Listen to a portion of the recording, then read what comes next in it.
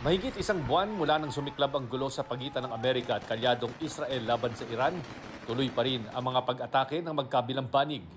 Sinabi ngayon ni US President Donald Trump, tatapusin na niya ang military campaign ng Amerika sa Iran sa loob ng 2 hanggang 3 linggo.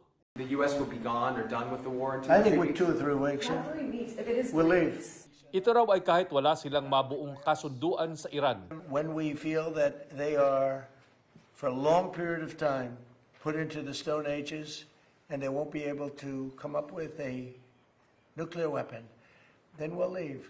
Whether we have a deal or not, it's irrelevant. Now, it's possible that we'll have a deal because they want to make a deal. Dagdag ni Trump, pag nadapos ang gulo, bababa na rin daw ang presyo ng gasolina. All I have to do is leave Iran, and we'll be doing that very soon, and they'll become tumbling down. Sinisisi ni Senador Panfilo Lacson si Trump kung bakit nasa krisis ngayon ang buong mundo. Sinabi ni Lacson na dahil sa kanyang mapangahas na mga aksyon na hindi naman nagtagumpay, dapat aniyang panagutin si Trump hindi lamang ng Amerika kundi ng buong mundo. Ayon sa international law professor na si Attorney Evcar Ferrer, maaring kasuhan ng US at si Trump dahil sa kasulukuyang krisis. Napapaloob daw ito sa ilalim ng Doctrine of State Responsibility, sa ilalim ng international law at pwedeng idulog sa International Court of Justice o ICJ. Merong dalawang elemento na present.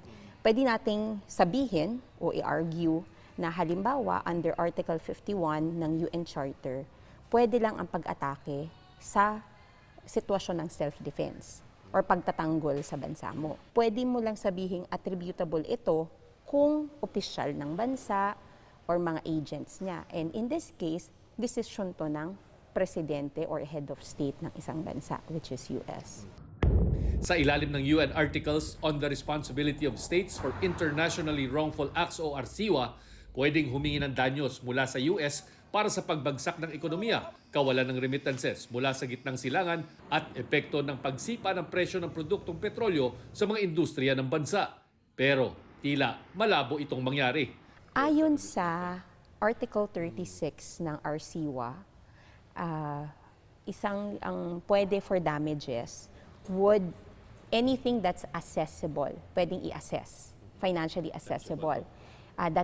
And it will include loss of profits. Even if you file a case, ang question, how do you hold someone, a country that big accountable? Yun eh. Like kahit pa nga manalo ka, ang question, paano mo siya i-enforce?